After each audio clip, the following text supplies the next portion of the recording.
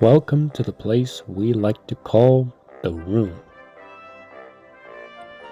It's the main place where humans stay and they live out their best memories. Everyone has their own hobby as well, with one of them being collecting and playing with toys. But in this room, the most popular toys are the engines. They have empowered so many generations through play and have told stories like no other toy. And today, I'll tell you the stories on how these engines can get into a little bit of mischief. One day, James was puffing down the main line. He likes whistling past stations and feeling the breeze in fast speeds. But then there was trouble. After James passed through the other side of the tunnel, he noticed something very bad. It was Duck. He was in a dirt pile stuck in a siding, not being able to move. Rightfully worried, James puffed by in order to check out what was happening with him. "Fizzling fireboxes," said James. "What happened, Duck?" Duck started to tell the story. "I took in a weird style of coal this morning. I went out of control and I simply was left at the siding. My driver and fireman have left me and I haven't heard from anyone since. Now the rest is history." Then an idea went into James's funnel. "I'm gonna get to the bottom of this," he said to himself. "I'll be back," said James, "but not right now. Give me a bit of time." When the drawbridge lowered down, James puffed away as fast as he could. At the other side, Tim's sheds was packed full of engines. Victor came by in order to help service anyone around him. "We're never gonna get my service, Victor," said Salty, annoyed. "I've been waiting for more than 30 minutes. "Don't worry," said Victor. "You'll get it after Thomas is finished." "I mean, come on," said Thomas. "These funnels don't clean up themselves, you know." "Yarr!" grunted Salty. "You're starting to sound like a troublesome truck," said Thomas cheekily. Just then, James arrived in order to deliver the news.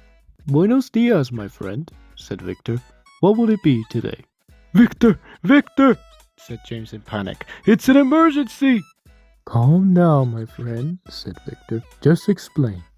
"I found Duck at a siding," said James, "and he couldn't move at all because he didn't have a driver and fireman. He was stuck in the dirt pile as we speak." Victor was confused, as he didn't know of anything that could get Duck into trouble. "What made him go into that siding?" questioned Victor. "He mentioned that this morning he took on a weird style of coal," said James. After James mentioned the coal, everyone in the area had a big revelation. "Oh no," said Thomas. "Not that coal." "I wouldn't take on that coal if I were you, matey," said Salty. "Okay, everybody, listen up," said Victor, and he started to explain. "A company far away from us has started to produce a new style of coal, and it's being sent worldwide with some packages. But," added Victor, "the largest disadvantage of this coal is that it's extremely badly produced, as it is made of extremely bad materials, which is bad for us engines. I do know that one of these packages is left over at the Bell Station, though." "The Bell Station?" said James. "I remember going there earlier, and I didn't notice it.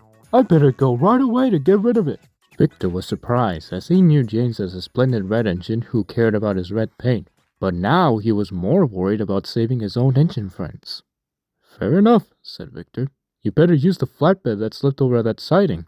"Right on," said James, and in no time he coupled to the flatbed. And shortly after that, he puffed away.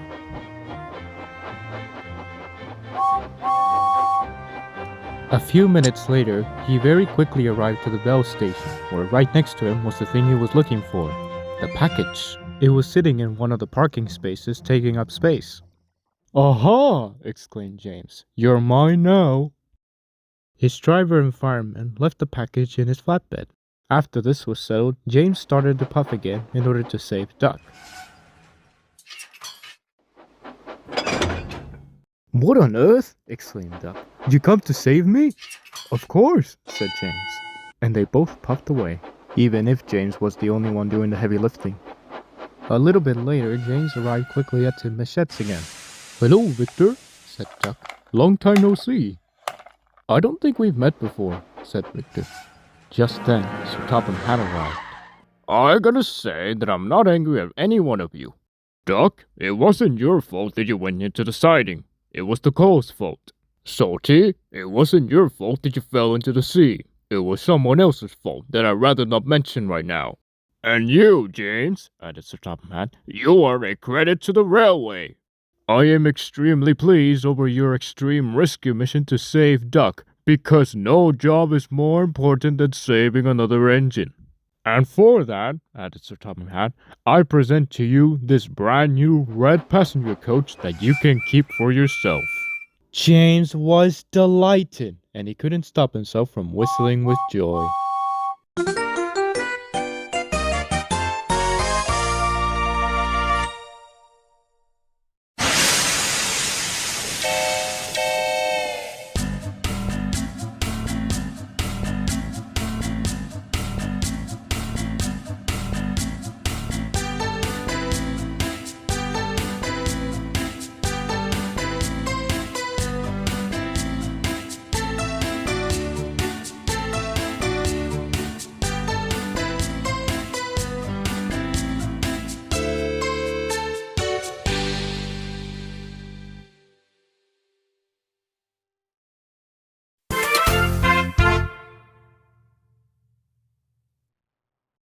Special shoutouts to my fan tier members, Barbarita Lara M and Marcelara. If you want a shoutout, click the join button below and enter into the fan tier.